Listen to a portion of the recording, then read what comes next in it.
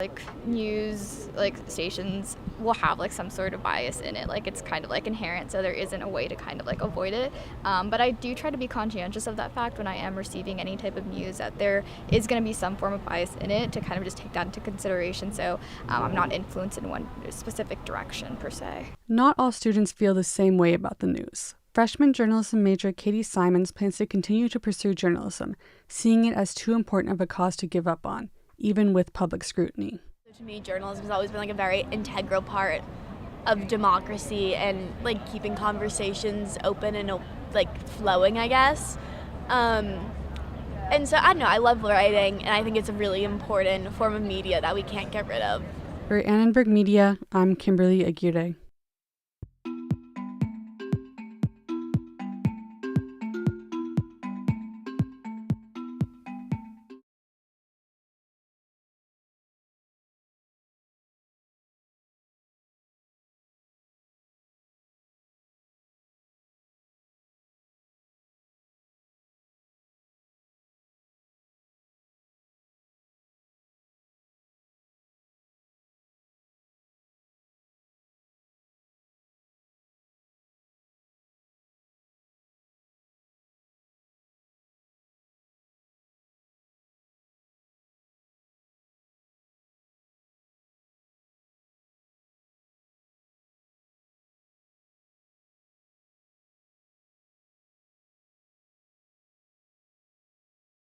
Located on Hollywood Boulevard, will be screening a short horror film tonight at 7 p.m. 4 film majors at the USC School of Cinematic Arts worked with the production studio Insane Productions to bring the film to life.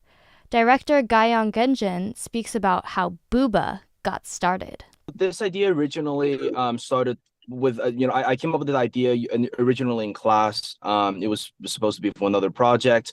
But eventually what happened was, I realized that the project is a little bit too big for what the school sort of allows me to make, and with all the restrictions, etc. And from that point on, I sort of, I wanted to be ambitious, and I wanted to do something great. So I talked to, I met up with Hunter, and he completely, him and we completely reworked the script from the bottom up. We added so many more scenes.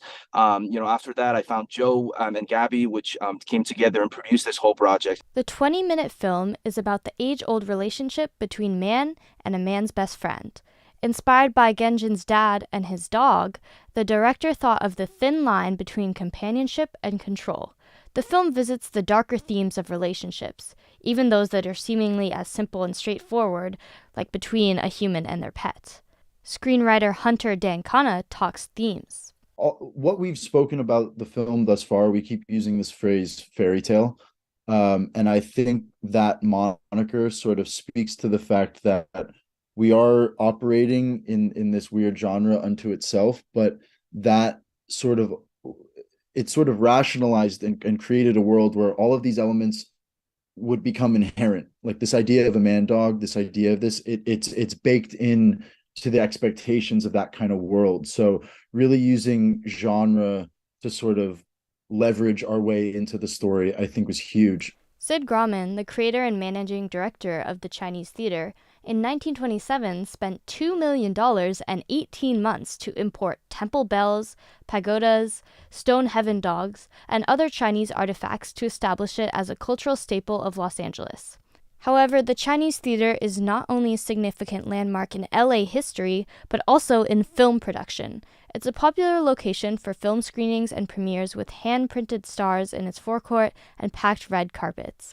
From its very first premiere of Cecil B. DeMille's The King of Kings, the theater's rich cinematic history brings more than 4 million viewers and screens dozens of film studios every year. Even though the theater is usually home to blockbuster films, this small team of USC students was able to compete with giants. But the road to release wasn't without some issues. Joe Grode, a producer, speaks about how the team problem-solved through the process. I think really the big thing was just figuring out ways, like Hunter said, we wanted to create what was in Gao's mind and Hunter's mind too. And it was more of a thing of how do we accomplish this? How do we use creative ways to accomplish shots that we wanted to get? And every day was really just solving a problem. The team's passion for Booba is palpable, not only in the end product, but throughout the entire production process. Longtime friend and USC film and television production student Nicholas Buckwalter remembers the first time Genjin thought of the idea for his film. Yeah, I remember one time I went over to his house and he was telling me this story about he wanted to do a film about a man dog thing that lived in someone's basement with like a maestro, and I was like, okay, sure, buddy, like, sounds good. And then he, did full production, and then I, seen earlier cuts of it up until the final cut. So, really proud of that guy, and for Hunter too for doing it together. Because at SCA, it's I guess relatively rare that people put so much effort into their outside projects. From an idea that started over a year ago, Genjin, Diakhana, and Grode had to balance their SCA coursework as well as film production to pursue their passion, Booba. The premiere will take place from 7 to 9 p.m. at the Chinese Theater on Hollywood Boulevard. All students and all horror film and dog lovers are invited to attend. For Annenberg Media, I'm Nikki Berelson.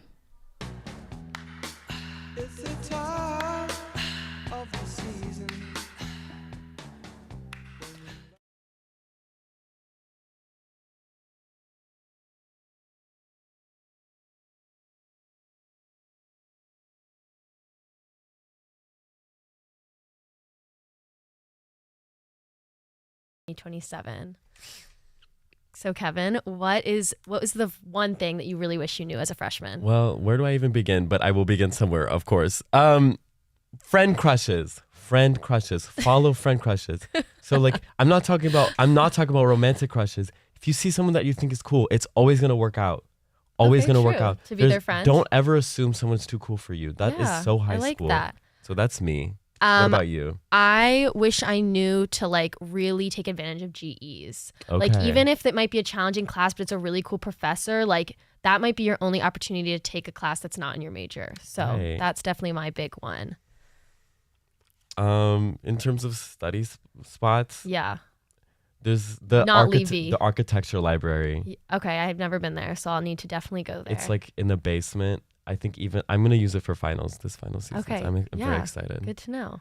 Okay, but don't just take our advice. We went ahead and asked some students in the media center what they wish they knew when they were freshmen. Here's what they said. There are a variety of libraries on campus, but the one that I think is the prettiest is the Hoos Library of Philosophy, which is in Mudd Hall, I believe. So I would say I wish I would have found out about that library sooner because Levy Library is very depressing. Don't post on Reddit the best places to eat at USC, because then when you actually are taking law classes and you want a damn salmon bowl, sorry, pardon my language, then you can't get one because there's a long line and everybody's eating them. Don't waste your time at frat parties. They're not for you, and you know why. Spend time doing things you're genuinely interested in, and you will meet your friends for life. I wish I knew to balance more, like to definitely prioritize school, but to also enjoy the first few years of college as much as possible. Getting involved earlier in Annenberg Media.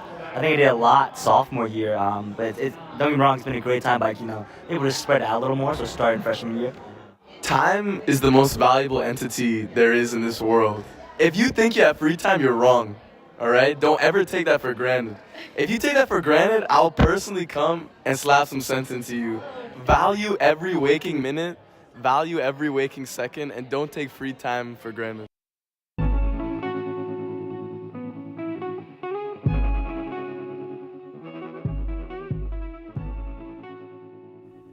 For the second time this semester, we have the pleasure of interviewing our very own executive producer, Valeria Diaz. However, this time we get to talk about her impact and journey at Annenberg as her graduation approaches. So, can you describe the moment you realized what you wanted to do with your life? And we know that on paper, that's journalism, but there's so much more to that. I want you to describe it in your own words. Yeah, first, thank you so much for having me, guys, again. It's sad that it's the last show here at USC for me, moving on after graduation. But I think that my journey kind of started in kind of high school, trying to see what I wanted to do, and coming into USC for journalism kind of just came. I applied being like not really knowing how the US worked, not really knowing how journalism worked in general. I just really wanted to, as cliche as it sounds, focus on the storytelling aspect of things. And the fact of being able to have such a different workday every single day also was really enticing, because it's like that every day here. You know, we have so many different stories that our listeners are able to hear every single week and every single day in the show. And that's what brings me back to it over and over again, being able to learn so much from so many different sources. Who were your mentors or some of the people that had the greatest impact on you while being at Annenberg? So I definitely want to give a shout out to our team behind the booth, especially Edward Lifson, our wonderful, wonderful radio coach for Mondays on radio. He's been such a huge help for me and for the entire team throughout my career here at Annenberg Media. And he's such a talented journalist and such a talented mentor that I'm really honored to have him in having taught me. Also, amazing team with Sebastian Grobo and Fernando Cienfuegos as well in our board over there, just up here, and another mentor that have helped me so much in my journey throughout Annenberg Media, and to all my also producers. And I also think that I've learned a lot from you guys and a lot from the hosts that I've had throughout the years. And I think specifically to Annenberg Media, just the family that we've been able to build here in radio has been incredible. Yeah. Mm-hmm. One final question. So what do you think you want to achieve with journalism? Yeah.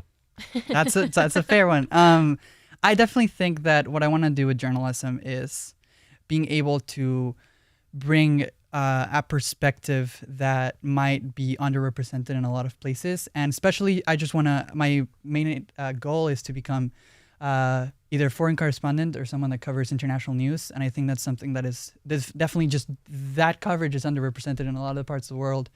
But I really want my journalism to matter. I want it to be kind. I want it to be ethical, and I want it to be something that has an impact. But I'm Mexican, I'm also trans, and I think that those are voices and that intersectionality is something that you don't see a lot. So I really just want to bring that as much as I can to the table. Well, we're so excited to see all that you do. That was Valeria Diaz, our executive radio producer. With this being our last show, we would like to express our deepest gratitude and love for two of our amazing team members who are graduating in a few weeks, Val and Fernando. Thank you for your dedication and your impactful work over these past few years. You will both be greatly missed, but your contributions will remain. We cannot wait to see what you both do next. And that's all we have time for on today's From Where We Are. Valeria Diaz and Clémence Feignot produced today's show.